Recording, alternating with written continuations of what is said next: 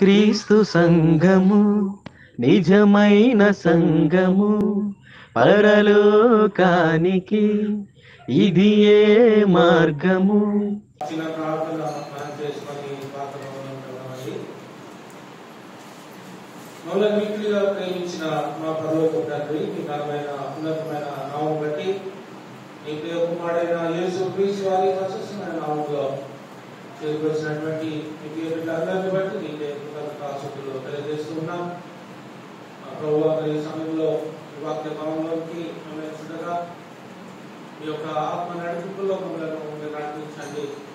అదేవిధంగా లేఖనములను చదువుతున్నప్పుడు, ధ్యానిస్తున్నప్పుడు తండ్రి, లేఖనంలో రాయబడినటువంటి మాటలను మాత్రమే మేము స్వీకరించినట్టుగా మీ యొక్క నడిపింపులో ప్రభావంలో నడిపించమని ప్రార్థిస్తున్నాం. మరి వాక్యాన్ని వింటున్నటువంటి మీ వీళ్ళందరినీ మీ ఆధీనంలో ఉంచుకోనండి. నిలువబెట్టినను మీ ఆధీనంలో ఉంచుకోనండి. అలాగే మా ప్రభువా, మరి యూట్యూబ్ ఛానల్ ద్వారా మరి వీక్షిస్తున్నటువంటి బిడ్డలు కూడా మీ సన్నిధిలో జ్ఞాపకం చేసుకుంటూ ఉన్నాం. ప్రభువా, అనేకులు సత్యవాక్యాన్ని ఎరిగిన వారై మీ సన్నిధిలో వచ్చినట్లుగా ఈ యొక్క సత్యాన్ని ఎరిగిన వారై సత్య సంబంధమైనటువంటి సంఘంలో ఉండటానికి మీరే కృప చూపించండి. అదేవిధంగా ప్రభువా, మరి మా గురించి ప్రార్థించిన వారి కొరకు, మా ప్రార్థన సాయం వారి కొరకు సన్నిధిలో జ్ఞాపకం చేసుకుంటూ ఉన్నాం. ఎవరెవరికైనా అవసరాలు ఉన్నాయో ప్రతి విధమైన అవసరాలు మీ నామములో తీర్చండి. ఆధ్యాత్మికంగా, ఆర్థికంగా మా జీవితాల్లో ప్రభావం చేసిన ప్రతి మేలును బట్టి నీకే కృతజ్ఞతాస్తుతులు చెల్లిస్తున్నాను. ఇదిగో తండ్రి, ఈ సమయంలో ఈ యొక్క వాక్య భావంలోనికి ఆయన తెలిసినగా తండ్రి, ఈ యొక్క వాక్యపు వెలుగులో మేము ఆ యొక్క గ్రహింపు కలిగినటువంటి వారుగా మేము ముందుకు సాగడానికి మీకు దయచేయండి. ఆ ప్రభువా, మరి ఈ యొక్క ఆరాధన అంతట్లో కూడా మీ సన్నిధి మాతో ఉంచి మహిమయు కనుకయు ప్రభావంలో మీరే పొందుతున్నాయి. అలాగే మా అమ్మగారిని గతించిన సంవత్సరం అంతా కూడా మీరు కాపాడి నూతన సంవత్సరంలో ప్రభావం కలిగి మనం నడిపించిన విధానం బట్టి మీకే కృతజ్ఞతాస్తుతులు తెలియజేస్తున్నాం. నూతన సంవత్సరంలో మనకు కావాల్సినటువంటి ఆరోగ్యాన్ని, శక్తిని, బలాన్ని, ఆర్థికంగా, ఆధ్యాత్మికంగా అన్ని విషయాల్లో కూడా మీరే సహాయం దయచేసి ఉన్నటువంటి ప్రభావమై ప్రతి ఒక్క అవసరము ప్రభావమై మీరే తీర్చి ఆయన పొందుమని మా కొరకు ప్రారంభించినటువంటి యేసు క్రీస్తు వారి ప్రశస్తమైన నామములో ప్రార్థించి స్తుతించి వేడుకొంచున్నాం తండ్రి. ఆమేన్.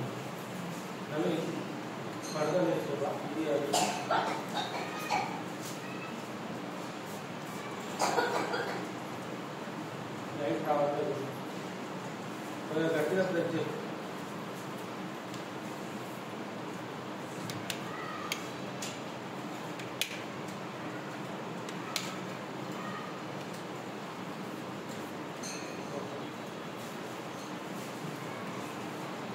మొట్టమొదటిగా మనం చదువుకునేటువంటి వాక్యము 2వ కొరింథీయులకు రాసినటువంటి పత్రిక 5వ అధ్యాయం 7వ వచనము.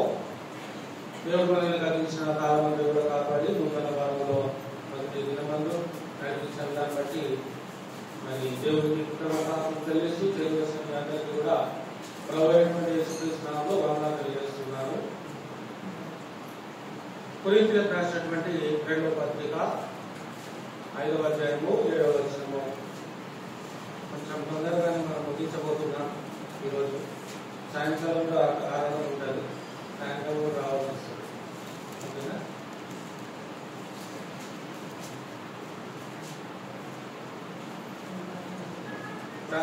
రెండవ కొరింథీయులకు రాసినటువంటి 2వ పత్రిక 5వ అధ్యాయము 7వ వచనం అండి.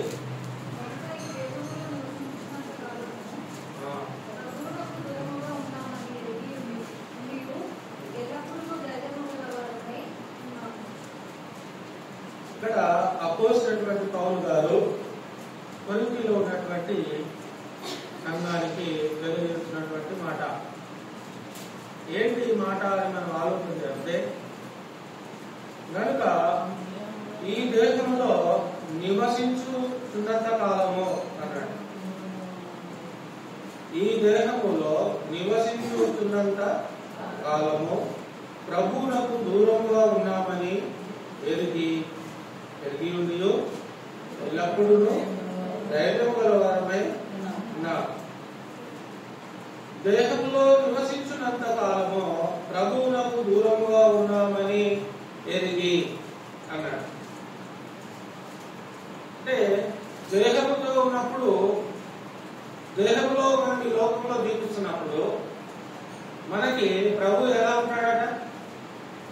దూరంగా ఉంటాడు. అంటే దేహ సంబంధమైనటువంటి కార్యాలను మనం చేసినప్పుడు, దేవునికి విరోధమైనటువంటి కార్యాలను మనం చేస్తున్నప్పుడు దేవుడు మనకి దూరంగా ఉంటాడు. అంటే చాలా మంది దీన్ని తప్పుగా అపార్థం చేసుకుంటూ ఉంటారు. దేవుడు మానవులకి దూరంగానే ఉంటాడు అనేది చెప్తూ ఉంటారు. కానీ అపోజిట్ పౌలు గారు ఈ మాటలు తెలియజేస్తున్నటువంటి విధానాన్ని మనం ఆలోచన చేస్తూ ఉన్నప్పుడు, ఈ దేహంలో నివసించుతున్నంత కాలము ప్రభువునకు దూరంగా ఉన్నామని ఎరిగి, నిజంగా భౌతికమైనటువంటి నేత్రాలకు ప్రభువు మనకి కనబడ్డాడు. భౌతికమైనటువంటి కళ్ళతో ప్రభు మనకి కనబడ్డాడు. భౌతికంగా దూరంగా ఉన్నాడు. ఇది దాని అర్థం. అంటే దేహంతో మనం ఉన్నాం కనుక ఆయనను, ఈ దేహంతో మనం ఆయనని చూడలేము. ఈ దేహంతో మనం ఆయనని చూడలేము. మరి యేసుక్రీస్తుని ఎలా చూశారు?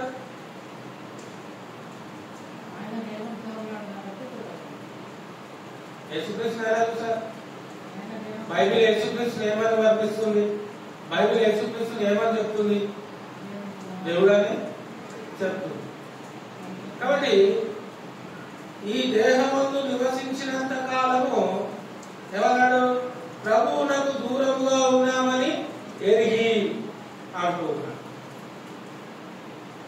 అంటే యేసుక్రీస్తు ప్రభు వారు ఈ లోకంలో ఉన్నప్పుడు అందరూ ఆయనను చూశారు.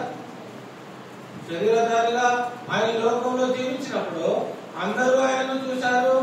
అందరూ ఆయనతో ప్రయాణం చేశారు. అందరూ ఆయనతో కూడా పరిచర్యలో పాల్గొన్నారు. కొన్ని వందల మంది, వేల మంది ఆయనను వెంబడించారు. జన సమూహములు ఆయనను వెంబడించారు. అందరూ ఆయనని చూశారు.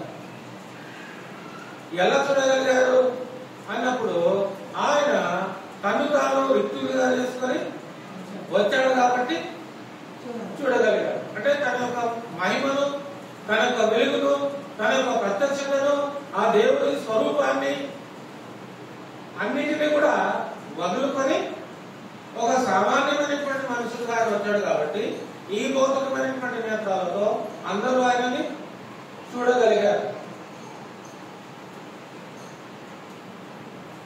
ఎప్పుడైతే ఆయన మరణించి తిరిగి లేచాడో 40 రోజుల వరకు ఆయనని చూడగలిగారు. అంటే భౌతికమైనటువంటి నేత్రాలతో ఈ 40 మంది ఆయనని చూడగలిగారు. పరలోకానికి వెళ్ళిపోయిన తర్వాత ఇక ఈ భౌతికమైనటువంటి నేత్రాలతో ఎవరు ఆయనని చూడలేనటువంటి పరిస్థితి. ఎలా మనం చెప్పగలుగుతామంటే, సౌలు గారు సంఘాన్ని పాఠశాలడానికి దమస్కు వెళ్ళేటువంటి మార్గంలో యేసుక్రీస్తు ప్రభువు వారు అతనికి ప్రత్యక్షమైనప్పుడు తన కన్నులతో చూడాలని ప్రయత్నం చేస్తాడు. కానీ ఆ వెలుగు, ఆ యొక్క మహిమ చూడలేని వాడై తన యొక్క దృష్టిని పోగొట్టుకుంటాడు. అంటే దీన్ని బట్టి మనకి ఏమర్థం అవుతుందంటే, భౌతికమైనటువంటి నేత్రాలతో మనం దేవుని యొక్క మహిమని చూడలేము.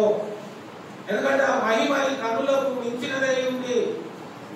ఈ కన్నులు చూడలేనంత ప్రభావం కలిగినటువంటి, శక్తి కలిగినటువంటి వెలుగులో ఆయన నిలిచి ఉన్నాడు, ఆయన వెలుగులో ఉన్నాడుగా అనేటువంటి విషయాన్ని మరి యొక్క సౌలు గారి జీవితంలో జరిగినటువంటి సంఘటనను బట్టి మనకి అర్థమవుతా ఉంది.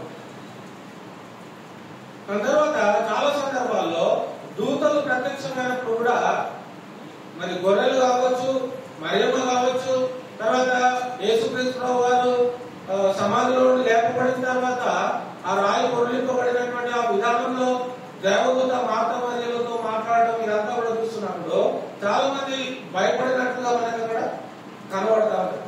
అందుకే మరియ కూడా గాబ్రియలు దూత ప్రత్యక్షమైనప్పుడు మరియ కూడా భయపడుతుంది. ఉన్నట్టుండి అకస్మాత్తుగా ఒక వెలుగు ప్రత్యక్షమైతే ఎలా ఉంటుంది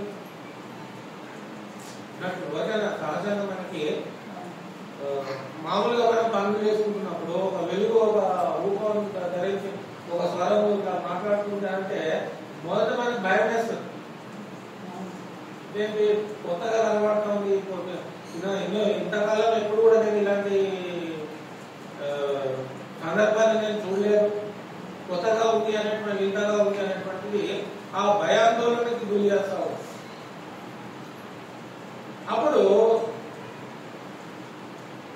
ఎవరి ద్వారానైతే ఆ సందేశం రూపడతా ఉందో ఆ దూతలు కానీ వాళ్ళు చెప్పేటువంటి మాట ఏంటంటే భయపడకండి, భయపడకండి, భయపడకుము అనే మాటలు కనబడతాము. ఇక్కడ ఈ దేహముతో జీవించినంత కాలము ప్రభువుకు మనము దూరంగా ఉన్నామని ఎరిగి అన్నాడు. అంటే ప్రభు మనకి ఏ విషయంలో దూరంగా ఉన్నాడు? ఏ విషయంలో మనకి దూరంగా ఉన్నాడండి ప్రభు? శరీరాన్ని బట్టి, ఈ భౌతికమైనటువంటి దేహాన్ని బట్టి. అంటే ఈ దేహము ఆయనను చూసి తట్టుకోలేదు. మోసే కూడా ప్రయత్నం చేశాడు. పదార్థాలు ఇచ్చినప్పుడు దేవా నిన్ను చూడాలనిపిస్తుందయ్యా అని అడుగుతున్నప్పుడు ఇది అసంభవము అసంభవం అని చెప్పేస్తాడు దేవుడు. నువ్వు నన్ను చూడలేవు మోసే, నువ్వు నన్ను చూసి బ్రతకలేవు మోసే అని చెప్తాడు. నువ్వు నన్ను చూడలేవు, నన్ను చూసి బ్రతకలేవు. ఆయన దర్శనం ద్వారానే ఆ కొండలు ఆ ప్రాంతం అంతా కూడా ఒక ఉరుములు మెరుపులు లాంటి శబ్దాలు, భూకంపాలు జరిగినట్టుగా మనం చూస్తాం. ఆ యొక్క సీనాయి పర్వతం మీద దేవుడు దిగొచ్చినప్పుడు ఆ పదార్థం ఇచ్చేటువంటి ఆ సమయంలో భయంకరమైనటువంటి ఆ భూమి అంతా కూడా ఆ ప్రాంతం అంతా కూడా దద్దరిల్లినట్టుగా మోసే వర్ణిస్తూ ఉంటాడు.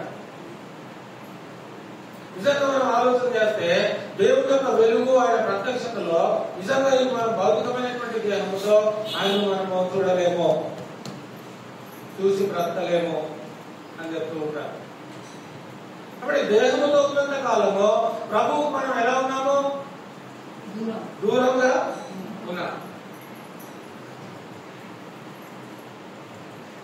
అయితే మనం చేసేటువంటి ఈ దేహంతో చేసేటువంటి క్రియల ద్వారా కూడా ఆత్మీయంగా కూడా మనం ఆయనకి దూరంగా అయ్యేటువంటి అవకాశము ఉంది. ఆత్మీయంగా సమీపంగానే ఉంటాడు, కానీ అది కూడా దూరం అయ్యేటువంటి అవకాశము ఉంది. అంటే ఆత్మీయంగా దేవుడు మనతో ఉండాలని కోరుకుంటున్నాడు, ఆత్మీయంగా దేవుడు మనతో సహవాసం చేయాలని కోరుకుంటున్నాడు, ఆత్మీయంగా ఆయన మనలో నిలిచి ఉండాలని కోరుకుంటున్నాడు.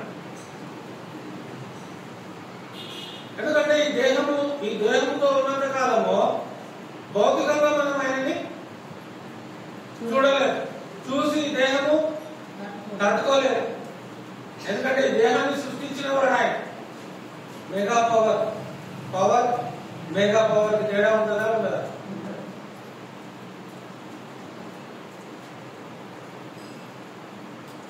శక్తి ప్రభావముతో కూడినటువంటి శక్తి, సాధారణమైనటువంటి శక్తి, ప్రభావంతో కూడినటువంటి శక్తి, ఆ శక్తిని కలగజేసినటువంటి శక్తి, మనం చూసేటువంటి ఈ శక్తిని కలగజేసినటువంటి శక్తి ఇంకెంత శక్తివంతంగా ఉంటుంది. మానవుడు తయారు చేసేటువంటి ఏమంటారు అటమ్ బాంబ్స్ ఉంటాయి కదా, చిన్నపిల్లలు ఆడుతూ ఉంటారు.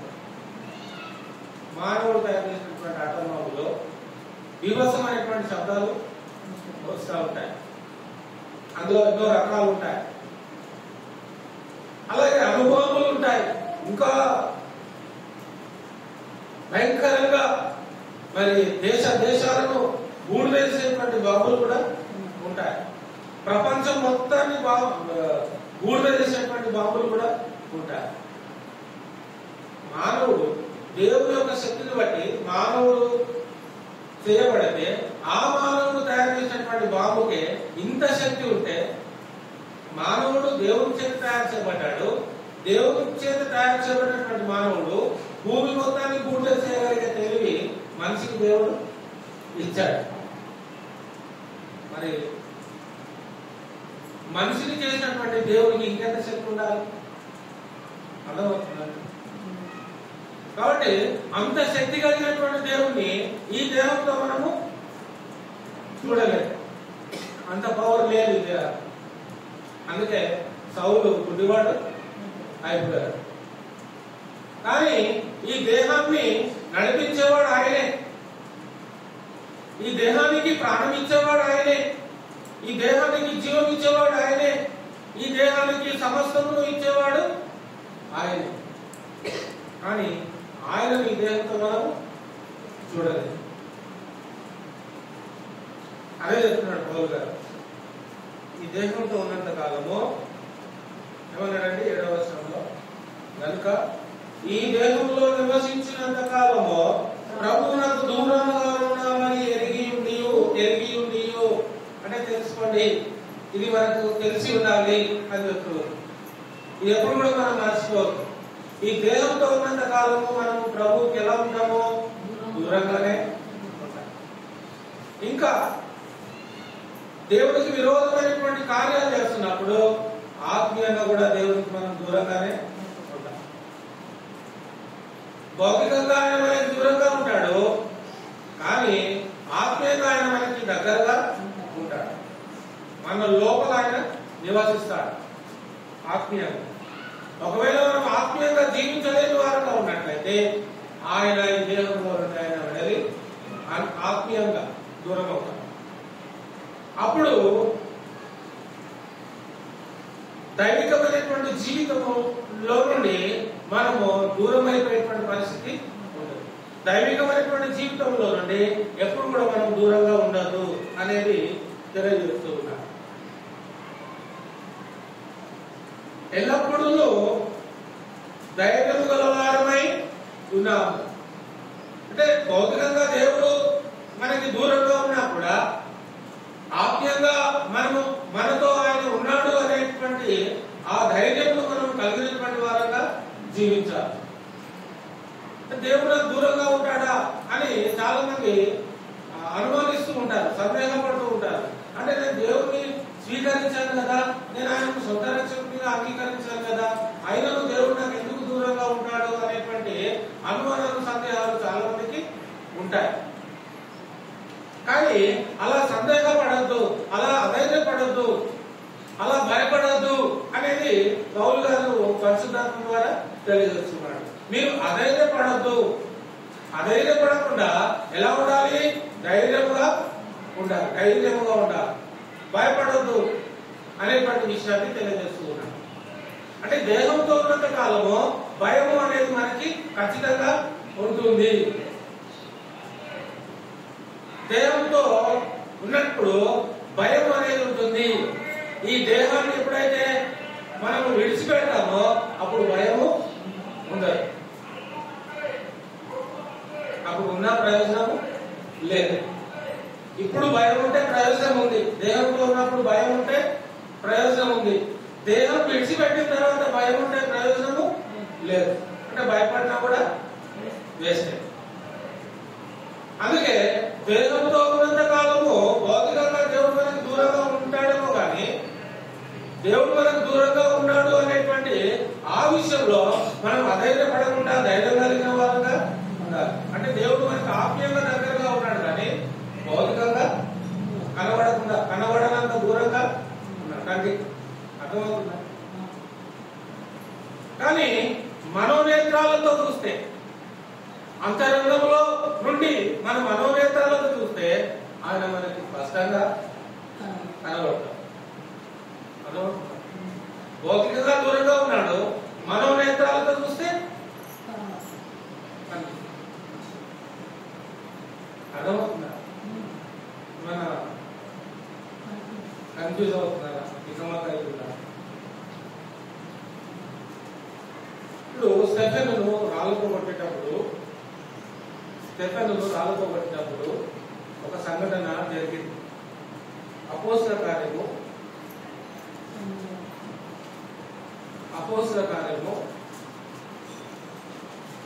7వ అధ్యాయం అనుకుంటా. అపోస్తల కార్యము 7వ అధ్యాయము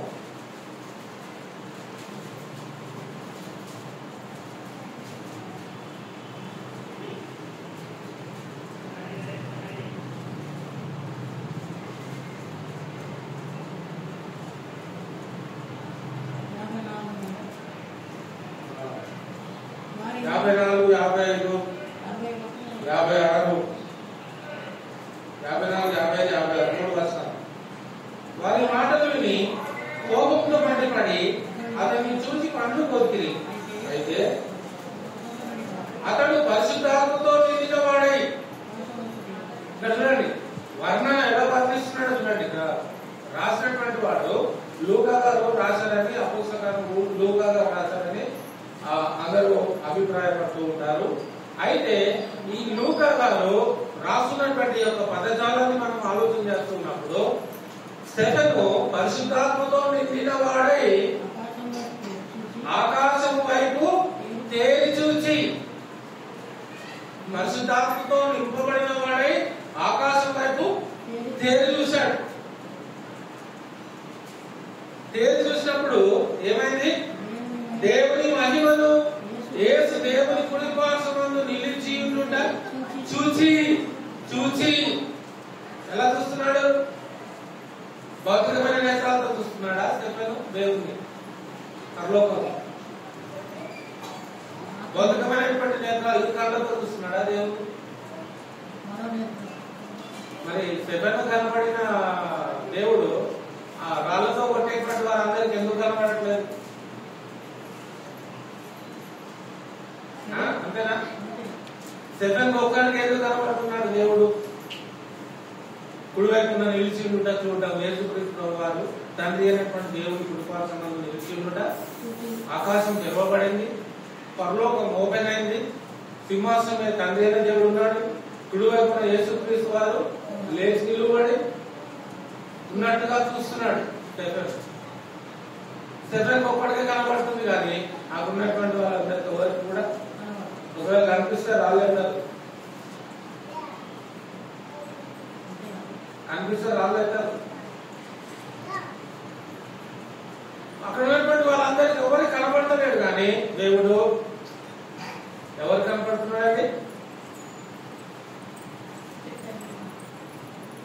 స్టెఫెనుకి మాత్రమే కన్నులు ఉన్నాయా? అక్కడ ఉన్నటువంటి వాళ్ళకి కన్నులు లేవా? దీనికి జవాబు చెప్పండి. స్టెఫెనుకి ఒక్కడికి కన్నులు ఉన్నాయా, లేకపోతే అక్కడ ఉన్నటువంటి వాళ్ళకి ఎవరికి కన్నులు లేవా? అందరికీ కన్నులు ఉన్నాయి. కానీ స్టెఫెను ఏ కన్నులతో చూస్తున్నాడు? పరిశుద్ధాత్మ చేత నింపబడిన వాడై చూస్తున్నాడు. అంటే మనోనేత్రాలతో చూస్తున్నాడు.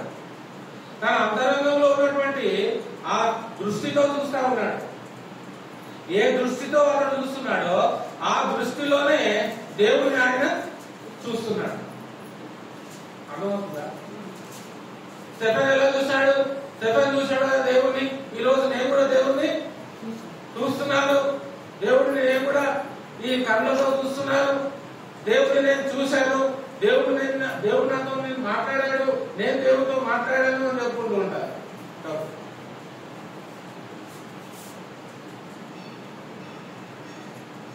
ఈ భౌతికమైనటువంటి నేత్రాలతో ఎప్పుడు కూడా మనం దేవుని చూడలేము. ఆధ్యాత్మికమైనటువంటి నేత్రాలతోనే ఆయన మనము చూడగలుగుతాం. అందుకే కొరింథీయులకు రాసినటువంటి పత్రిక, మొదటి పత్రిక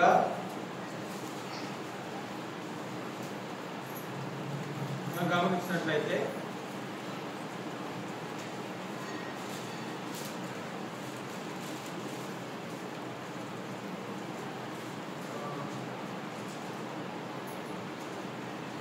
రెండవ కొరింథీ అండి, క్షమించండి, 2వ కొరింథీ పత్రిక 4వ అధ్యాయము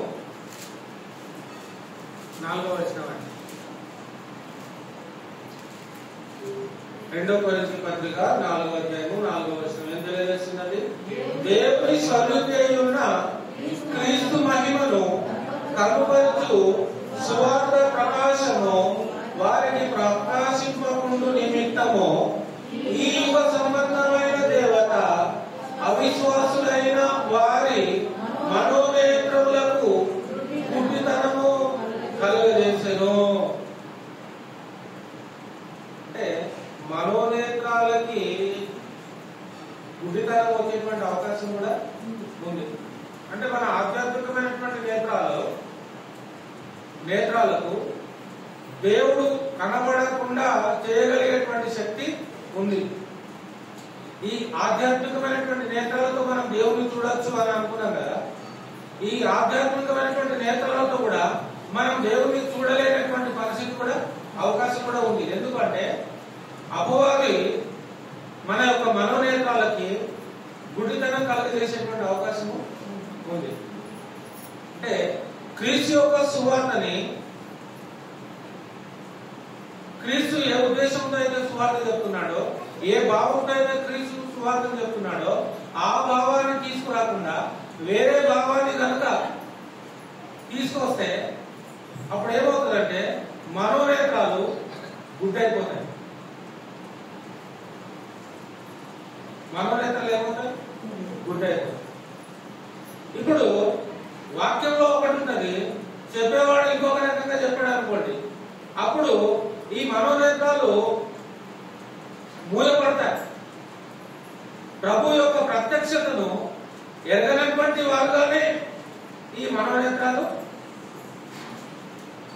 అర్థమవుతుందా? ఇది చాలా డీప్ ఉంటుంది కదా, చాలా లోతుగా ఉంటుంది. మీరు అర్థం కాకపోతే అడగండి, మళ్ళీ ఎక్స్ప్లెయిన్ చేయడానికి ప్రయత్నం చేస్తాం. అంటే అపవాది మన యొక్క మనోనేత్రాలను గుడ్డితనం కలిగజేసేటువంటి అవకాశం ఉంది. ఎలా అంటే సువార్త ద్వారా, క్రీస్తు చెప్పినటువంటి సువార్త ద్వారా అనేక మంది యొక్క మనోనేత్రాలను మూయొచ్చు. అంటే అసత్య సువార్త ద్వారా, సత్య సువార్త ద్వారా కాదు.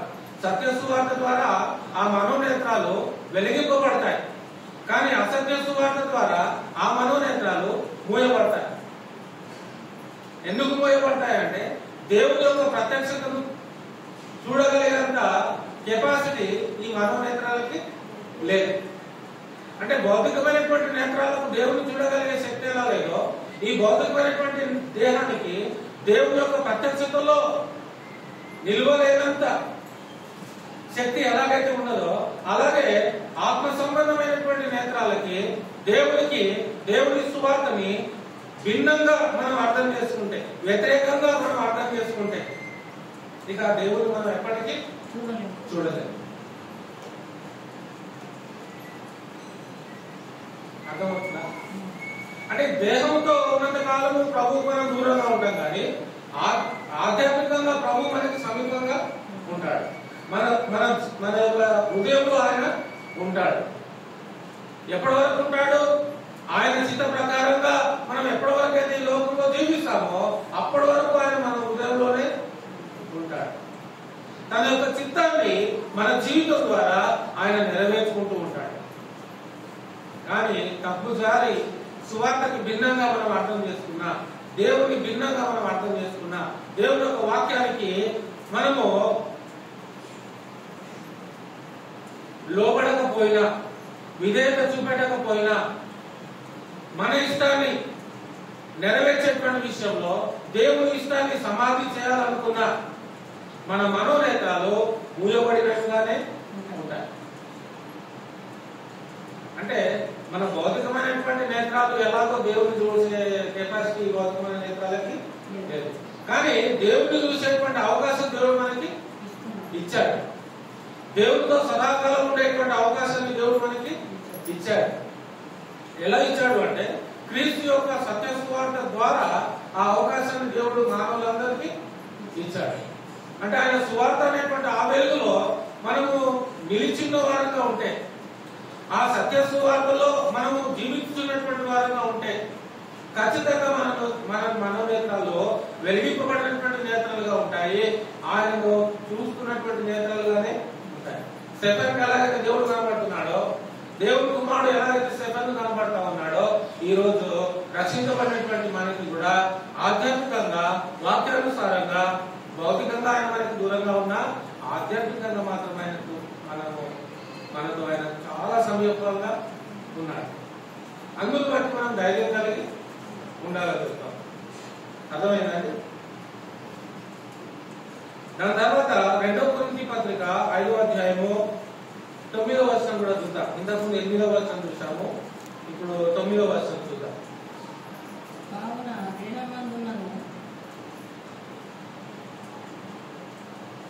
8వ వచనం కదా, ఇందాక చదువుకున్నది 7వ వచనం. 8వ వచనం చూద్దామండి.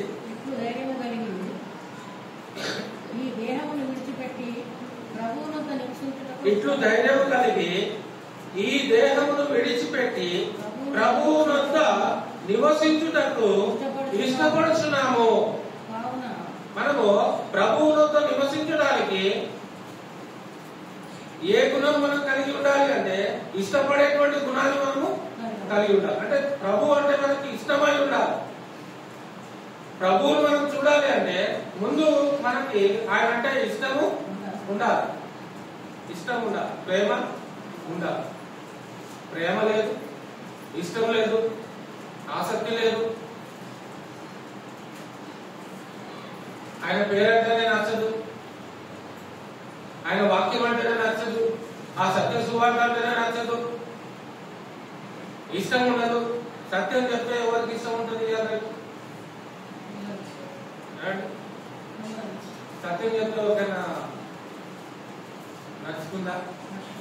ఉన్నమాట చెప్తే ఎవరికైనా నచ్చుతుందా? నిజాన్ని మాట్లాడే వాళ్ళకి చదువులు ఎక్కువ మంది ఉంటారు. నిజాన్ని మాట్లాడే వారికి ఎవరు ఎక్కువ ఉంటారంట? అదే అబద్ధాలు మాట్లాడే వారికి మాత్రము మిత్రులు చాలా మంది ఉంటారు. అర్థమవుతుందా? అందుకే లోకం కూడా ఎలా తయారైందంటే వాస్తవాలు నమ్మదు లోకం, అవాస్తవాలనే నమ్ముతారు. జరిగినవి చూపిస్తే నమ్మదు లోకం, జరగనివి చూపిస్తేనే నమ్ముతుంది లోకం. దేవుడు ఏ కాలంలో ఏం జరగబోతుంది, ఏ యుగంలో ఏం జరగబోతుంది అనేది దేవుడు తన యొక్క గ్రంథం ద్వారా మనకి తెలియజేశాడు. తెలియజేయబడినటువంటి యొక్క గ్రంథాన్ని, తెలియజేయబడినటువంటి ఆయన వాక్యాన్ని మనం చదువుతూ ఉన్నప్పుడు, ధ్యానిస్తూ ఉన్నప్పుడు, పఠిస్తూ ఉన్నప్పుడు ఆయన ద్వారా తెలియపరచబడినటువంటి ఆ యొక్క సందేశము మన ఆత్మీయ జీవితానికి ఉపయోగకరంగా ఉంది, మేలుకరంగా ఉంది, ఆశీర్వాదకరంగా ఉంది, మనల్ని నీతి మార్గంలో నడిపించేటువంటిదిగా ఉంది. ఇలాంటి మేలుకరమైనటువంటి దేవుని వాక్యాన్ని మనము ఇష్టపడుతున్నటువంటి వారంగా ఉండాలి. ఎలా ఉండాలి? ఈ దేహమును విడిచిపెట్టి ప్రభువునొద్ద నివసించుటకు ఇష్టపడుతున్నాము. ప్రభువునొద్ద మనం నివసించాలి అంటే ఈ దేహంలో విడిచిపెట్టాలి. అంటే ఈ శరీరాన్ని మనము విడిచిపెడితేనే ప్రభు దగ్గర మనము నివసించగలుగుతాం. ఎందుకంటే నివసించడానికి దేహము యొక్క సామర్థ్యము సరిపోదు. మనకున్నటువంటి దేహము యొక్క సామర్థ్యము, ఈ శక్తి, ఈ బలము, ఈ జ్ఞానము ఇదంతా కూడా ఈ దేహానికి లేదు. మరి దేనికి ఉంది అంటే మనలో ఉన్నటువంటి అంతరంగానికి, అంటే మన యొక్క మనస్సాక్షికి ఉంది, మన యొక్క ఆత్మకి ఉంది. కాబట్టి దేవుని దగ్గర మనం శాశ్వత కాలం జీవించాలి అంటే ఈ దేహంతో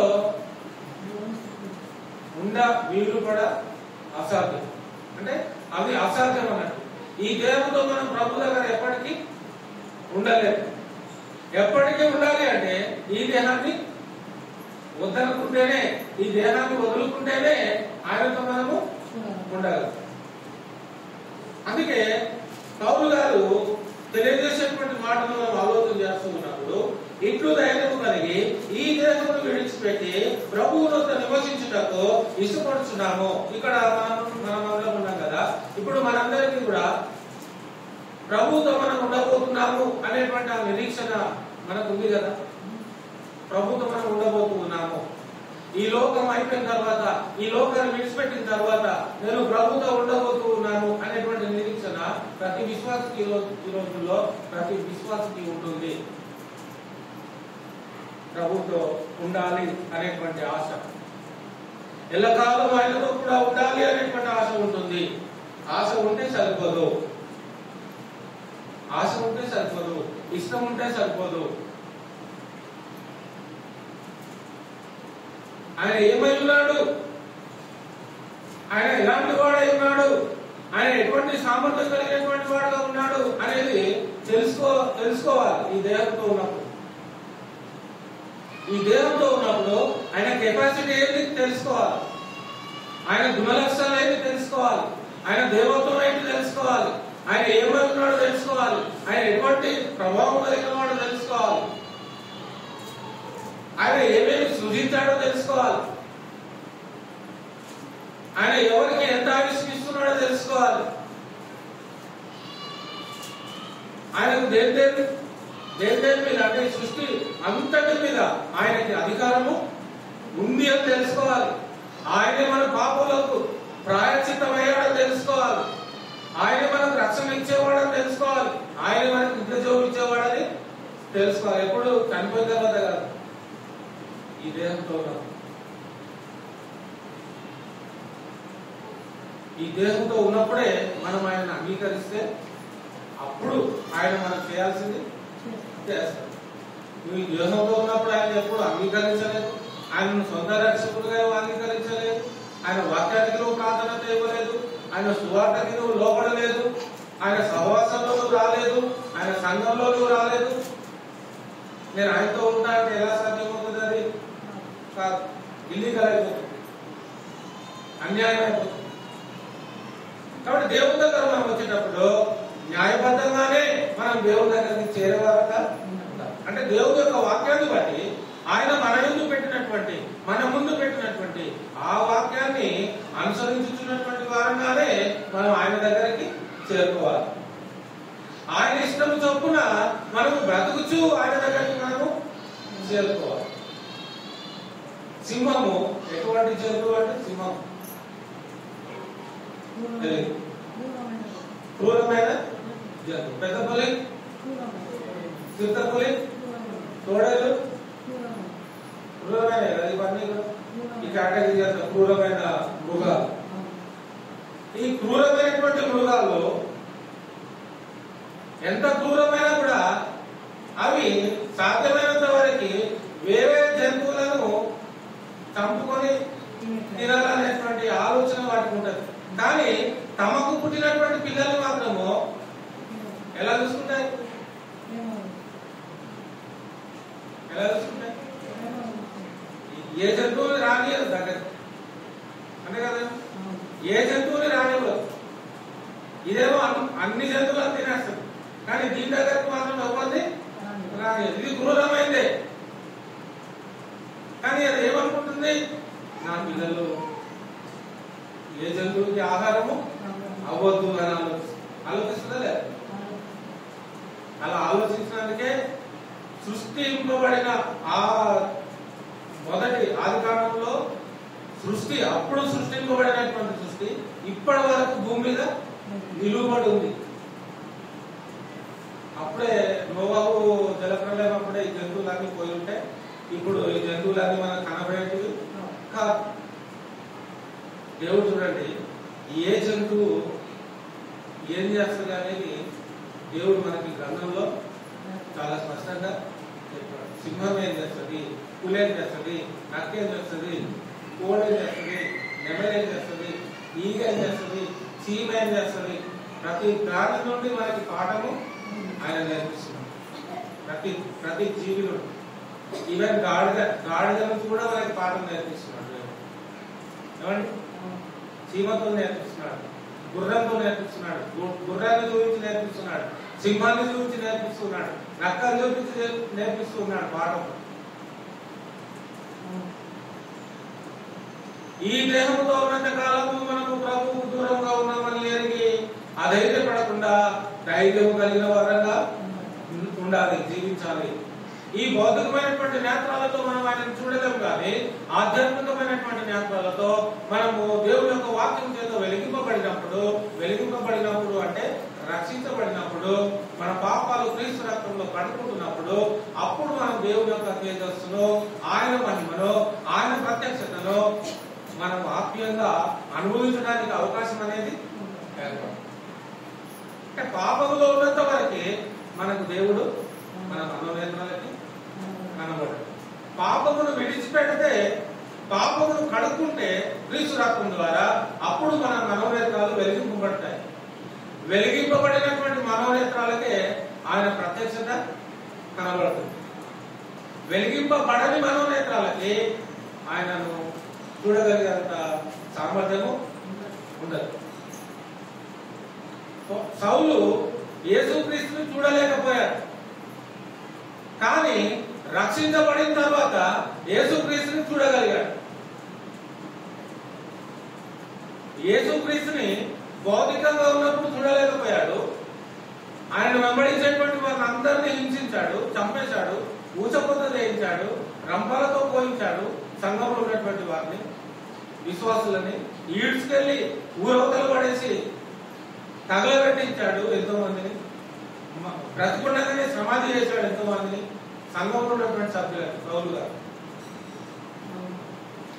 బ్రతుకున్నప్పుడే తలలు కోపించేశాడు, బ్రతుకున్నప్పుడే కాలు చేతులు నరికించాడు, బ్రతుకున్నప్పుడే కొడవలతో కొట్టి చంపించాడు. అంతెందుకు స్టెఫెన్ మరణించినప్పుడు కూడా సౌలు అక్కడే ఉన్నాడు. సౌలు యొక్క ప్రమేయంతో స్టెఫెన్ చంపబడ్డాడు. స్టెఫెన్ చావుకి కారణం ఎవరు? సౌలు. స్టెఫెన్ చూస్తున్నాడు దేవుణ్ణి, స్టెఫెన్ చూస్తున్నాడు యేసుక్రీస్తుని. అక్కడే ఉన్నటువంటి సౌలుకి మాత్రం దేవుడు కనబడలేదు. కానీ దేవుడు ఎప్పుడు కనబడాలనుకున్నాడు అప్పుడే కనబడ్డాడు. అదో ఏ కళ్ళతో అయితే సౌలు దేవుడిని చూడలేకపోయాడో, వెలిగింపబడినటువంటి నేత్రాలతో ఆ ప్రత్యక్షతను ఆయన చూడగలిగాడు. నిజాన్ని తెలుసుకోగలిగాడు, వాస్తవాలను గ్రహించగలిగాడు. ఎప్పుడైతే తెలుసుకున్నాడో పూర్తిగా మారిపోయాడు. అందరూ సౌలు వస్తున్నాడంటే ప్రాణాలు కాపాడుకోవడానికి పరిగెత్తేటువంటి వారు. అమ్మ ఇది వచ్చిందంటే చంపేస్తాడు అని చెప్పి పరగోపాలకి ప్రాణాలు కాపాడుకోవాలి. అలాంటి సౌలు మొత్తం మారిపోయి ఏ క్రీస్తు సంఘాన్ని అయితే నాశనం చేశాడో అదే సంఘాన్ని బలపరచడానికి, అదే సంఘాన్ని విస్తరింపచేయడానికి మరి దేవుడు అతన్ని ఎన్నుకొని అద్భుతంగా నిలువబెట్టి తన యొక్క పనిని సౌలు ద్వారా జరిగించింది. ఒక సంఘాన్ని ఊచకోత చేసినటువంటి ఆయన ఈరోజు ప్రపంచానికి మార్గదర్శకంగా నిలువబడ్డాడు. క్రీస్తు తర్వాత ఇంకా ఎవరైనా ఉన్నారా అలాంటి శ్రమను అనుభవించిన వాళ్ళని లిస్ట్ లో పెడితే క్రీస్తు తర్వాత సెకండ్ ఎవరు వస్తారు తెలుసా? సౌలే వస్తాడు. మీరు టాలీ చేసుకోండి.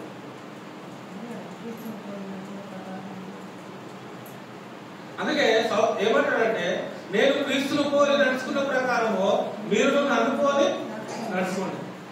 అంటే కేటగిరీలోకి వెళ్ళిపోయాడు. ఇంకా పూర్తిగా ఆయన జీవించినట్టే ఈ సౌలు గారు కూడా పౌలుగా మారి దేవుడి కొరకు జీవించాడు. ఎంత హింసించాడో అంతగా సంఘాన్ని అభివృద్ధి చేశాడు. ఆయన 100 మందిని చంపాడు అనుకోండి, ఎగ్జాంపుల్. సౌలు గారు ఒక 100 మంది సంఘ సభ్యులను చంపేశాడు అనుకుందాం. కానీ ప్రభువులోని తెచ్చింది మాత్రము కోట్లలో ఉంటది, 100,000 కోట్లలో ఉంటది. చంపింది 100నే, కానీ తీసుకొచ్చింది ఎక్కువ.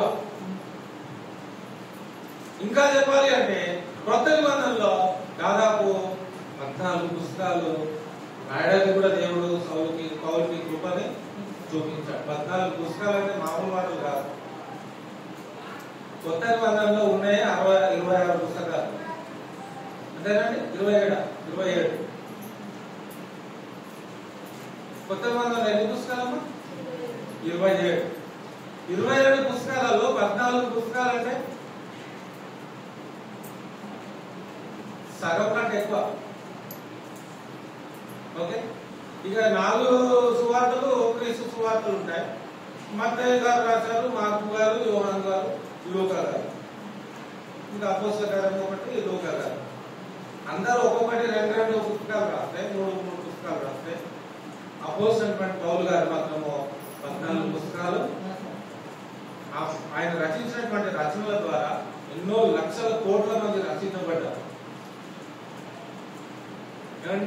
ఇవి కాకుండా ఇంకా వేరే పత్రికలు కూడా ఉన్నాయి పౌలు గారు రాసినాయి, కానీ ఇందులో అవి చేర్చబడలేదు. మనకి ఏది కావాలో అదే ఇచ్చాడు దేవుడు, మనకి ఏది ఇంపార్టెంట్ అదే ఇచ్చాడు. అంటే అందులో ఉన్నాయి, ఇండ్లున్నాయి, అందులున్నాయి.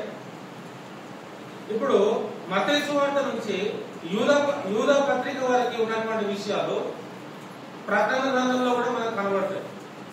ఆదికాండం నుండి మలాకి వరకు ఉన్నటువంటి విషయాలు ప్రకటన గ్రంథంలో కూడా మనకి కనబడతాయి. ఉన్న విషయాలే రిపీట్ చేస్తూ ఉంటున్నారు. మాటికి మరల వాటిని జ్ఞాపకము చేస్తూ ఉంటాడు దేవుడు. సరే, ఇప్పుడు మన పాఠం ఏంటంటే క్రైస్తవులమైనటువంటి మనము దేవుడి యొక్క గురి వద్దకు చేరనివ్వకుండా అపవాది మనల్ని ఏం చేస్తున్నాడు అంటే మన మనోనేత్రాలకి గుడితనాన్ని కలగజేయడానికి ప్రయత్నం చేస్తున్నాడు. ఎలా ప్రయత్నం చేస్తున్నాడు అంటే అసత్య సువార్తను తీసుకొచ్చి దేవుడు చెప్పినటువంటి సత్యవాక్యాన్ని మూసివేసి అసత్యవాక్యాన్ని అబద్ధ బోధకుల ద్వారా, ప్రవక్తల ద్వారా తెలియజేస్తా ఉంటారు. దానిని నమ్మితే ఏమైపోతారు అంటే మనోనేత్రాలు గుడ్డితనం. వాళ్ళకి నిజం చెప్పినా కూడా ఆ గ్రహింపు ఉండదు. వాక్యానుసారమైనటువంటి సహవాసానికి వెళ్ళండి, వాక్యానుసారమైనటువంటి సంఘానికి వెళ్ళండి అంటే వాళ్ళ చెవులు వాళ్ళకి అర్థం కాదు. ఎందుకంటే వాళ్ళ మనోనేత్రాలు ఏమైనాయి, అవి తీస్తే అర్థమవుతుంది. ఇప్పుడు కరెంటు పోయినప్పుడు క్యాండిల్ వెలిగిస్తేనే ఆ వెలుగును బట్టి ఏ వస్తువు ఎక్కడుంది అనేది మనకి కనబడుతుంది. క్యాండిల్ వెలిగించక ముందు ప్రయత్నం చేసాం అనుకోండి, విలువైనటువంటి వస్తువులు ఏమైనా ఉంటే పగిలిపోయే అవకాశం కూడా ఉంది.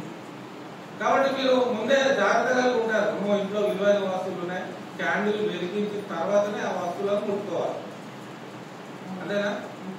కాబట్టి ఇక్కడ దేవుడి వాక్యం కూడా అంతే. విలువైన దేవుడి వాక్యం, అమూల్యమైన దేవుడి వాక్యం. అలాంటి విలువైనటువంటి వాక్యము మన యొక్క మనోనేత్రాలు ఏం చేస్తుంది, వెలిగిస్తుంది. కాబట్టి ఆ వెలుగుతో మనం వెలిగింపబడి ప్రభు యొక్క మార్గంలో మనము నడిచేటువంటి వారంగా ఉండాలి. అంటే దేవుడు మన కొరకు ఏర్పాటు చేసినటువంటి మార్గంలోనే మనం నడవాలి అని దేవుడు కోరుతారు. కాబట్టి దేహంతో ఉన్నంత కాలం ప్రభువుకు దూరంగా ఉన్నామని ఎరిగి అదేది పడక ధైర్యం కలిగి ఉండాలి. ఇక రెండవది ఏం చెప్తున్నాడు, ఈ దేహంను విడిచిపెట్టి ప్రభువులతో నివసించడానికి ఇష్టపడుచున్నాము. కావున 9వ వచనం, కావున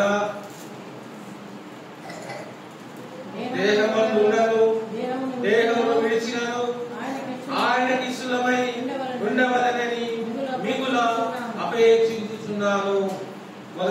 2 కొరింథీ పత్రిక 5వ అధ్యాయము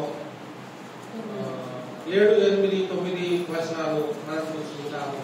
2 కొరింథీ పత్రిక 5వ అధ్యాయము 7, 8, 9 వచనాలు. కావున దేహమును విడిచినను ఆయనకి ఇష్టమై ఉండవలనని మిగుల అపేక్షించుచున్నాను. దేహమందున్నారు, దేహం విడిచినను. ఎవరికి ఇష్టంగా ఉండాలట? దేవునికి ఇష్టముగా ఉండాలి. మనం దేవునికి ఇష్టం ఎప్పుడవుతాము? మనము దేవునికి ఇష్టం ఎప్పుడవుతాము? ఇప్పుడు మీకోసమే, మీకు భూమి మీద నిజం చెప్పండి, మీకు భూమి మీద ఎవరంటే ఎక్కువ ఇష్టం?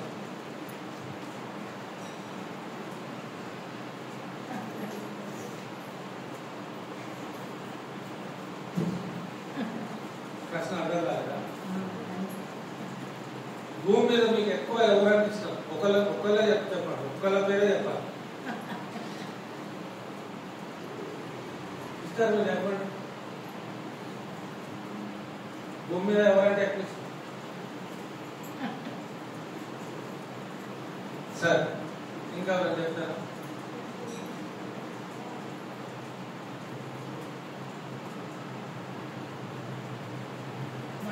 ఎవరంటే ఎక్కువ ఇస్తారు?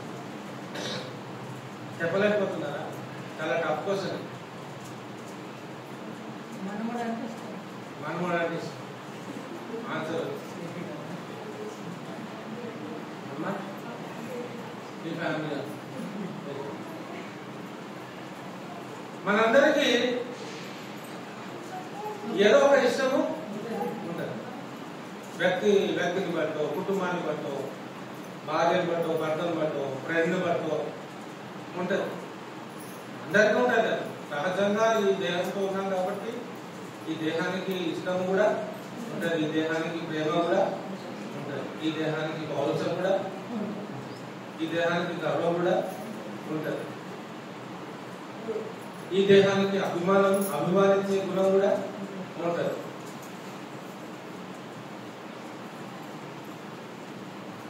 ఈ దేహానికి సహించే గుణం కూడా ఉంటుంది, ఈ దేహానికి సహాయం చేసే గుణం కూడా ఉంటుంది. కానీ ఎక్కువ ఇష్టం దేని మీద ఉంటుంది? ఈ దేహానికి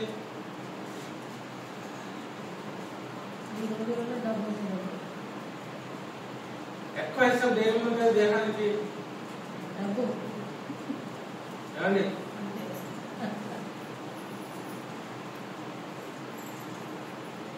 డబ్బు కదా. ఒక దగ్గర ఒక అబ్బాయిని పెట్టి ఇంకో దగ్గర ఒక ₹1,00,00,000 పెట్టారనుకోండి, ఏం తీసుకుంటారు మీరు? అబ్బాయిని తీసుకుంటే రోజు పోషించాలంటే ఏం కావాలి? డబ్బులు. ఆ డబ్బు ఇప్పుడే తీసుకుంటే అబ్బాయి లేకున్నా కూడా ఆ డబ్బుతో మనం ఎలాగో బతకొచ్చు, అంతే కదా.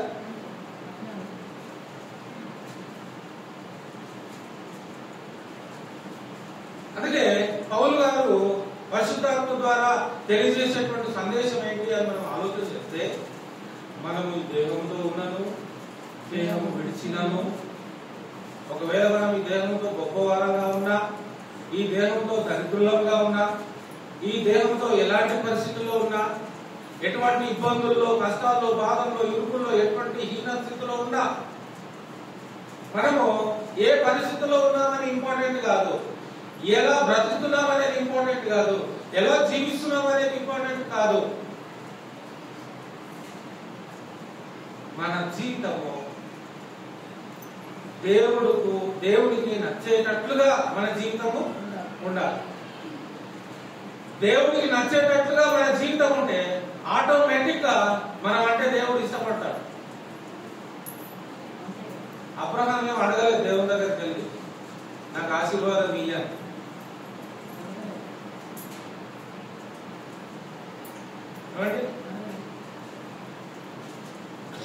నోవాహు ఏం అడగలేదు, నన్ను మాత్రమే కాపాడు, అందరిని చంపేయాలి.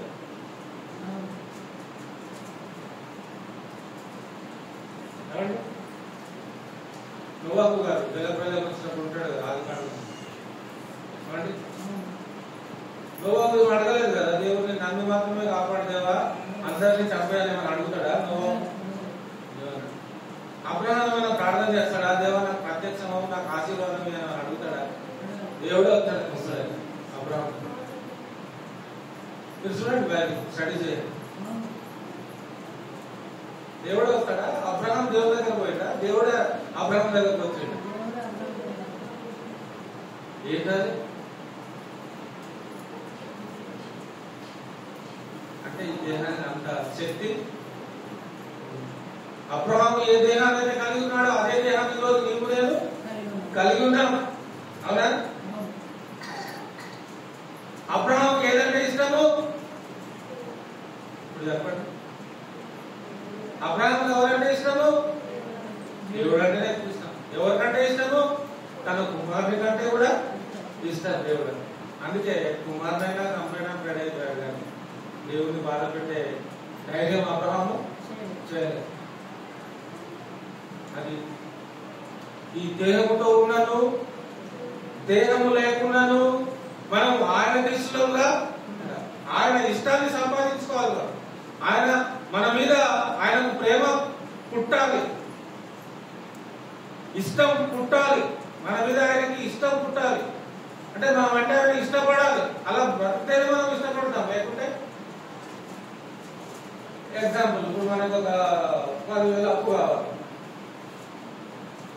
10,000 అప్పు కావాలి, చాలా అర్జెంట్ ఉంది. ఎవరైతే ఇస్తారో వాళ్ళ మీదనే మనకి ఇష్టము ఉంటది. ఉన్నా కూడా ఇవ్వకుండా ఎవరైతే ఉంటారో వాళ్ళ మీద ఉన్నటువంటి ఇష్టం కూడా పోతుంది. తప్పుగా అర్థం చేసుకోండి. అర్థం కూడా అంటే ఎక్స్ప్లెయిన్ చేస్తున్నాను. ఇష్టము అనేది ఎలా ఉంటుంది అంటే యథార్థంగా ఉంటే, నమ్మకంగా ఉంటే, ప్రేమగా ఉంటే, ఉన్నదిన్నట్టు మాట్లాడితే. ఈ లోకానికి నచ్చదు ఉన్నదిన్నట్టు మాట్లాడితే, కానీ దేవుడికి నచ్చుతుంది. అది అబ్రహాము 2 రకాలైనటువంటి జీవితాలను అతను జీవించలేదు.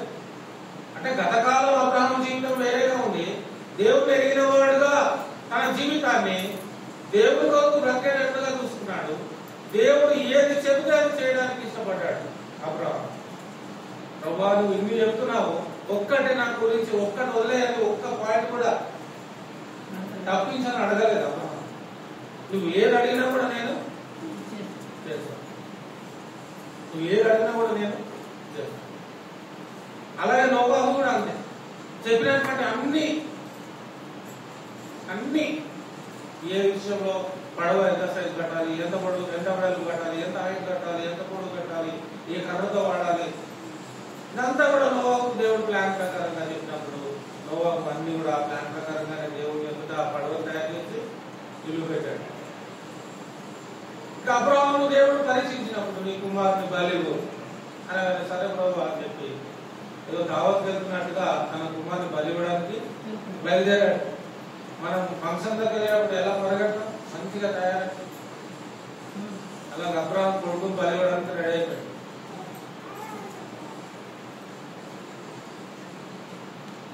ఇక్కడ చదవబడుతున్నటువంటి వాక్యం మనం గమనించినట్లయితే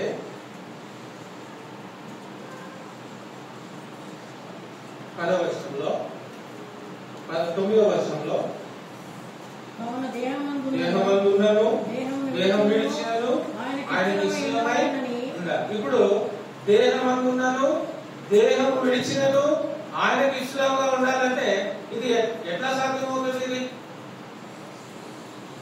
ఎప్పుడు దేవుడు మనల్ని ఇష్టపడతాడు?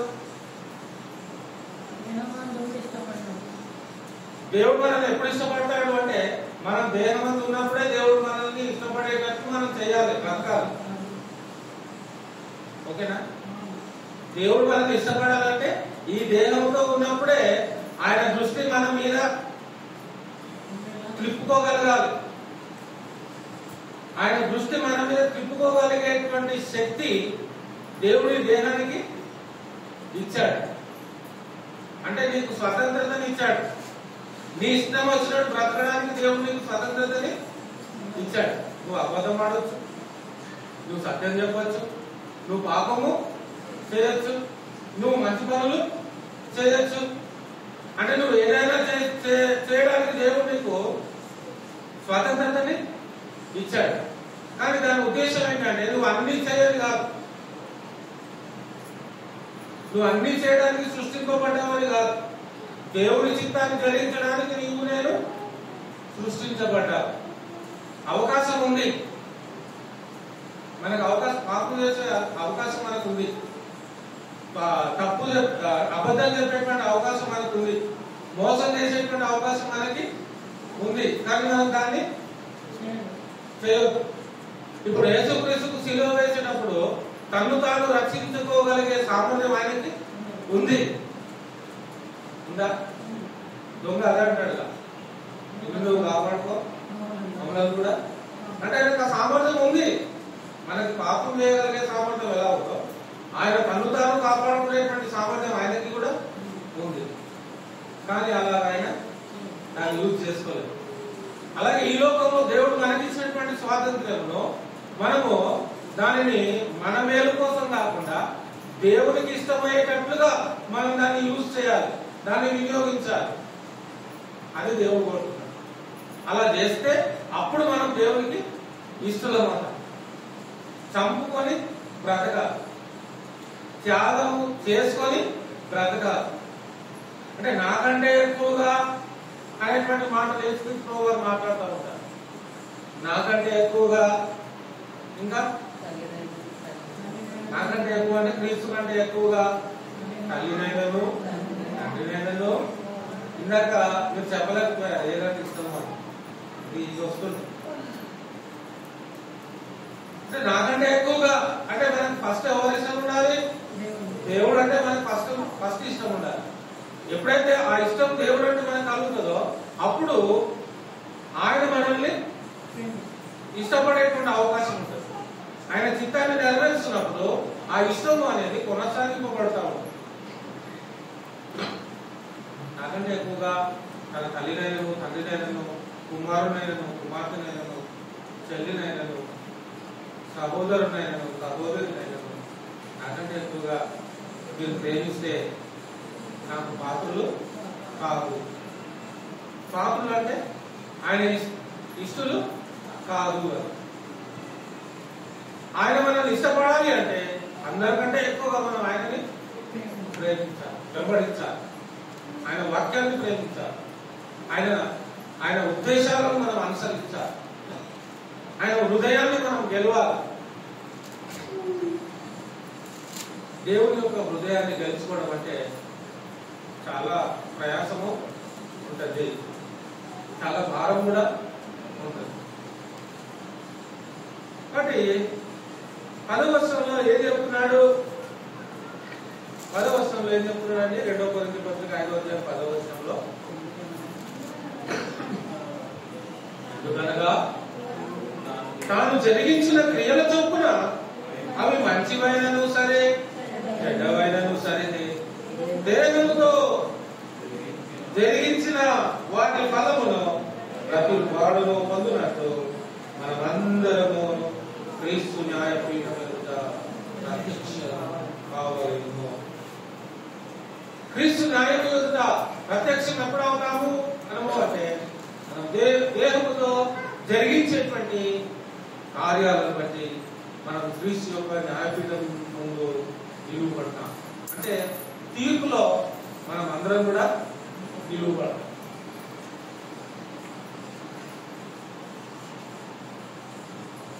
తీర్పు దినము అనేది ఒకటి ఉంది. ఈ ప్రపంచానికి దేవుడు తీర్పు తీర్చడానికి ఆయన ఒక దినాన్ని ఏర్పాటు చేసుకొని పెట్టుకున్నాడు. తీర్పు దినం.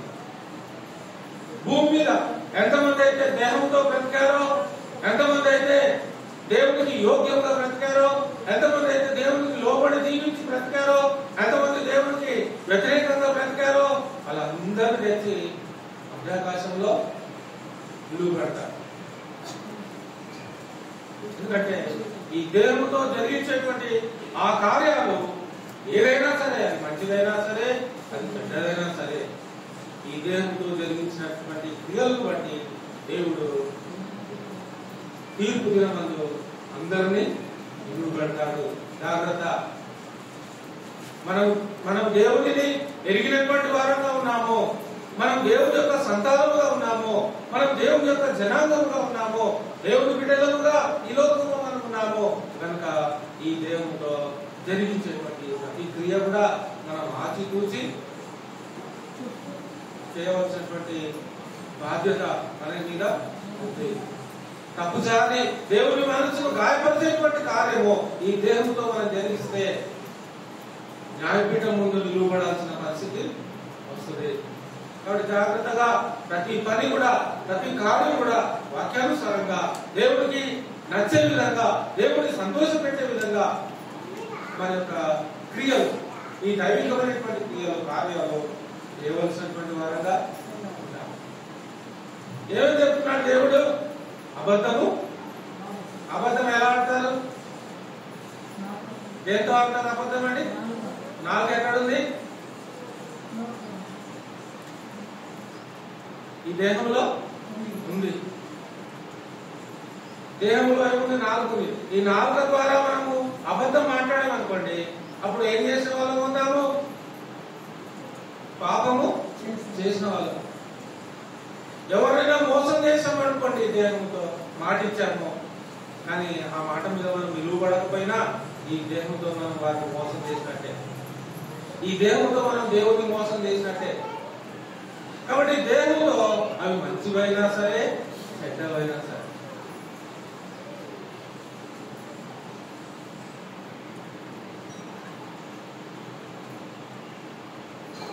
ఎక్కువగా మన యొక్క ఆలోచన విధానం ఎలా ఉండాలి అంటే మంచి వాటి మీదనే మన యొక్క ధ్యానం ఉండేటట్టుగా చూసుకోవాలి. అంటే దేవుడు ఏం చేయమంటున్నాడో అదే మనకు మేలు చేస్తుంది. అలా చేస్తేనే మనకి మేలు అవుతుంది. కాబట్టి ఆ విధమైనటువంటి కార్యాలనే మనము ఈ దేహంతో చేయాలి. ఒక మాట నేను చెప్పి ముగిస్తాను.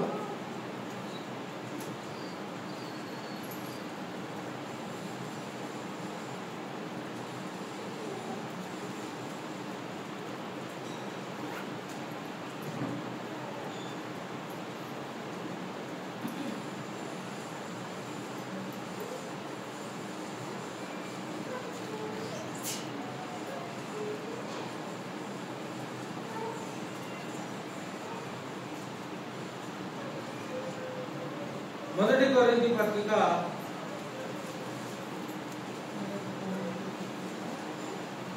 6వ అధ్యాయము 19వ వచనం అండి. మొదటి కొరింథీ పత్రిక 6వ అధ్యాయము 19వ వచనం అండి. మీ దేహము దేవుని వలన మీకు అనుగ్రహింపబడి మీలో ఉన్న పరిశుద్ధాత్మకు ఆలయమై ఉన్నారని మీరెక్కరా? మీరు మీ సొత్తు కారు, విలువ పెట్టి కొనబడేవారు కనుక మీ దేహముతో దేవుని వలన కలిగి. మీ దేహము దేవుని వలన, మనకు ఉన్నటువంటి దేహము ఎవరి వలన కలిగిందంటే మనకి దేవుని వలన కలిగింది. దేవుని వలన కలిగినటువంటి ఈ దేహము మనలో ఉన్నటువంటి పరిశుద్ధాత్మకు ఆలయమై ఉన్నదని మీరు ఎరగరా? అంటే ఈ దేహంలో దేవుని యొక్క ఆలయము ఉంది అనే సంగతిని మనము నిత్యము గుర్తుంచుకోవాలి. అంటే ఈ దేహంలో దేవుడు నివసిస్తున్నాడు అనేటువంటి అవగాహన ప్రతిరోజు మనము కలిగినటువంటి వారంగా ఉన్నాం. ఈ దేహము ఆయన వల్ల కలిగింది కాబట్టి ఈ దేహానికి ఓనర్ ఎవరు?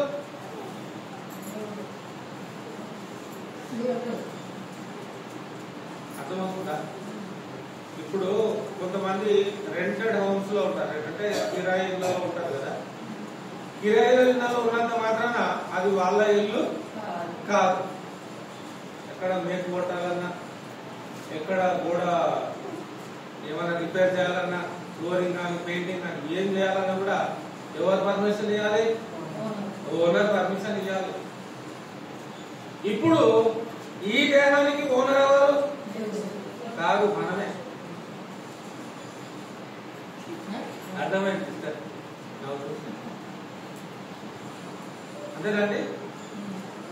ఈ దేహానికి మనం ఓనర్ అయ్యామనుకోండి, దేవునికి మనం ఇష్టము కాలేము. ఈ దేహానికి దేవుడు ఓనర్ అవ్వాలి. అంతేనా? అంటే ఓనర్ అవ్వాలి అంటే అర్థమవుతుందా? చాలా ఓనర్ అవ్వాలి అంటే మనము ఆయన వాక్యానికి మనల్ని మనము అప్పచెప్పేసుకోవాలి. ఈ దేహాన్ని ఆయన వాక్యానికి మనం ఏం చేసుకోవాలి? అప్పచెప్పేసుకోవాలి. ప్రభువా, ఇక నీవే నన్ను నడిపించేది, ఇక నీవే నాకు ఆధారం, ఇక నీవే నన్ను పరలోకానికి తీసుకోలేదు. నీ వాక్యం ఏం చెప్తే నేను అలాగా. మీ ఇంట్లో రిమోట్ ఉందా? టీవీ ఆపరేట్ చేసే రిమోట్. రిమోట్ లో ఏ ఛానల్ పెట్టాలి అనేది మీకు తెలుసు. ఏ నంబర్ వస్తే ఏ ఛానల్ వస్తుంది అనేది మీకు తెలుసు. పలానా ఛానల్ కావాలనుకున్నారు, ఆ నంబర్ వస్తేనే ఆ ఛానల్ వస్తుంది. మీరు తప్పు చేయాలి, తప్పు నంబర్ కొట్టారనుకోండి, వేరే ఛానల్ వస్తుంది. కానీ మనం తప్పేమి కొట్టాం, మనం కరెక్ట్ గానే కొట్టాం. మనకు కావాల్సింది మనం చూసుకుంటా. ఇప్పుడు ఈ కంట్రోలింగ్ అంతా కూడా, ఈ ఆపరేటర్ అంతా కూడా, అంటే ఈ నడిపించేటువంటి యొక్క అధికారము మనం పూర్తిగా దేవునికి అప్పచెప్పుకోవాలి. అంటే ఈ దేహాన్ని పూర్తిగా మనం దేవునికి అప్పచెప్పుకున్నప్పుడు ఇక ఉదయం లేచినప్పటి నుంచి సాయంత్రం పడుకునేంత వరకు ఆయన ఆధీనంలోనే ఈ దేహం పనిచేస్తున్నది. కాబట్టి ఇక ఎప్పటికీ మనం ఆయనకి ఇష్టంగానే ఉంటాం. అదే పని చేశారు వాళ్ళు, అబ్రహాము, నోవా, వీళ్ళంతా కూడా దేవుడికి వాళ్ళు సమర్పించుకున్నారు. వాళ్ళకి వాళ్ళు తమ్మును తాము దేవునికి వాళ్ళు సమర్పించుకొని జీవించారు. షడ్రక్ మేషక్ అబేద్నెగోలు కూడా అంతే. రాజు అధికారం ఉంది, ఆయన అగ్నిగుండంలో వేసేంత అధికారం ఉన్నప్పటికీ కూడా ఏ మాత్రం కూడా రాజుకు వాళ్ళు భయపడట్లేదు. భయపడుతున్నారా? రాజు ఏం చేస్తాడో తెలుసు. రాజు నరకంలో ఉన్నది, ఈ అగ్నిగుండంలో ఉన్నది పడేసడం తెలుసు. కానీ వాళ్ళు దేహం గురించి చింతిస్తలేదు. ఈ దేహము దేవునికి వ్యతిరేకంగా ఏ పని చేయొద్దు అనేటువంటి ఆలోచన వారు కలిగి ఉన్నారు. నువ్వు ఈ దేహాన్ని నరకంలో వేసినా, అగ్నిగుండంలో వేసినా మాకు పర్వాలేదు, కానీ మేము మాత్రం నీ మాటకి లోబడం. ఈరోజు అసత్యానికి చాలా మంది లోబడుతూ దేవునికి దూరం. భౌతికంగా ఎలాగో మనం దూరంగా ఉన్నారు, దగ్గరగా ఉండేటువంటి అవకాశాన్ని దేవుడు మనకి ఇచ్చినప్పటికీ కూడా అవి కూడా మనం అబద్ధం ద్వారా, అబద్ధ బోధ ద్వారా ఏం చేసుకుంటున్నామంటే మనము దేవుడికి దూరం అవుతా ఉన్నాం. మన మనోనేత్రాలను గుడ్డితనం చేసుకొని దేవుడి యొక్క ప్రత్యక్షతని మహిమను చూడలేకపోతాం. కాబట్టి దేవుడి యొక్క వాక్యం మనం చదువుతున్నప్పుడు, ధ్యానిస్తున్నప్పుడు చాలా జాగ్రత్తగా మనం గమనించవలసినటువంటి అవసరత ప్రతి విశ్వాసులంగా ప్రతి ఒక్కరికి మన మీద బాధ్యత దేవుడు పెడతా ఉన్నాడు.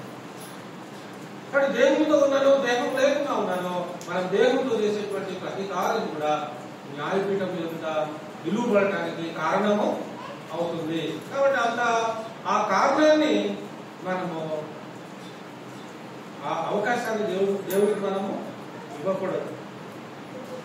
దేవుడికి అవిధేయులై, దేవుడికి భయపడక, ఆయన చిత్తానికి లోబడక, ఆయన వాక్యానికి విధేయత చూపెట్టక, మన ఇష్టానుసారంగా ఈ దేహం నాది, నాకు నచ్చినట్టుగా నేను ఉంటాను అనుకుంటే బ్రతుకున్నంత వరకు ఉంటానేమో, కానీ చనిపోయిన తర్వాత సీన్ రివర్స్ అవుతుంది. బ్రతుకున్నప్పుడు నీకు ఇష్టం వచ్చినట్టుగా నీకు ఉంటావు. నీ దేహానికి నువ్వు ఏ గొడవ పెట్టుకోవాలో పెట్టుకోగలుగుతావు, ఏ సెంటర్ వేసుకోవాలో నువ్వు దేహానికి వేసుకోగలుగుతావు బ్రతుకున్నంత వరకు. కానీ చనిపోయిన తర్వాత నీకు అవకాశము లేదు. దేవుడిచ్చే సెంటర్ వేసుకోవాలి, దేవుడిచ్చే పౌడరే వేసుకోవాలి. అప్పుడు ఒకటే ఉంటుంది, రకరకాలుగా ఉండవు, ఒకే రకం. అది భరించలేము, తట్టుకోలేము. ప్రతిరోజు ప్రతి క్షణము చావే. ప్రతి క్షణం చావంటే ఒకసారి వచ్చిపోయేది అనుకునేది. చావు బాధ ఎంత భయంకరంగా ఉంటుంది అంటే మరణించిన తర్వాత ఆ నరకంలో ప్రతిరోజు ప్రతి క్షణము చస్తూనే ఉండాలి. ప్రతి క్షణం, ఎప్పటి ఎన్నటి దానికి అంతము లేదు. అది బెటరా? ఈ దేహంతో ఉన్నప్పుడే మనల్ని మనం సరి చేసుకొని దేవునితో సంబంధం కలిగి, ఆయనకు లోబడి విధేయత కలిగి, ఆయనను సంతోషి పెట్టే వారంగా, ఆయనకి ఇష్టంగా జీవిస్తే దేవుడు మనకి ఒక మంచి పొజిషన్ ఇవ్వకపోయినా పర్లేదు. ఆ పరలోకంలో ఏ మూల కొంచెం చోటు దొరికినా కాదు, అంతేనా? అక్కడ టేబుల్ సీట్ దొరకకపోయినా పర్లేదు, నేల మీద సీట్ దొరికినా చాలు పరలోకం. ఏమంటే అంతేనా? సింహాసనం దగ్గర కూర్చోకపోయినా పర్లేదు, నేను నేల మీద స్థలం ఉంటే చాలా నేల మీదనే కూర్చుంటున్నాయని తల్లిలో. అంటే అంత తగ్గించుకొని మనం ఈ లోకంలో ఈ దేహాన్ని ఆయన చేతిలో పెట్టేయాలి, దేవుని చేతిలో పెట్టేయాలి. ఈ దేహాన్ని నువ్వు వేరంటే నేను ఈ దేహంతో చేస్తాను, అంతేగాని నాకు నచ్చినప్పుడే నేను దేవుని దగ్గరకు వస్తానంటే కాదు. అప్పుడు ఆయనకు నచ్చినట్టు ఆయన చేస్తాడు మనకి, అప్పుడు మనం తట్టుకోలేదు. అందుకే ఈ కంట్రోలింగ్ అంతా ఆయన చేతిలో పెట్టాలి. రిమోట్ ఆయన చేతిలో ఉండాలి. మన రిమోట్ ఎవరి చేతిలో ఉంది? మన చేతిలోనే. మనం చెప్పినట్టే ఈ దేహం నడుస్తుంది. మనం చెప్పిన కలరే ఈ దేహము సెట్ వేసుకుంటుంది. మనం చెప్పిన కలరే ఈ వస్త్రాల రంగులు మనకు నచ్చినవే వేసుకుంటాం. అంతే కదా. చెప్పులు కూడా ప్రతిది, తలం షాంపూ కూడా ఎన్నో షాంపులు ఉన్నాయి, కానీ మనకు నచ్చిన షాంపూ అన్ని నచ్చవు. మనకి ఏదో ఒకటో రెండో నచ్చుతాయి. అంతే కదా. నచ్చిన షాంపూ కొనుక్కుంటాము, లేదంటే ఎంత దూరం నడుచుకుంటూ పోతున్నాం. ఏమండి? అలాగా మనకు నచ్చినట్టు మనం ఎలా బ్రతుకుతామో అలాగా దేవుడికి నచ్చినట్టు మనం బ్రతకడం నేర్చుకున్నప్పుడు అప్పుడు మనం దేవుడికి ఇష్టంగా ఉంటాం. కాబట్టి దుర్యోధన చరణిలో ఉండగా అపవాది ఈ రకంగా కూడా దేవుడు మనకి అబ్జెక్షన్స్ తీసుకొని వస్తా ఉంటాం, వ్యతిరేకతను తీసుకొని వస్తా ఉంటాం.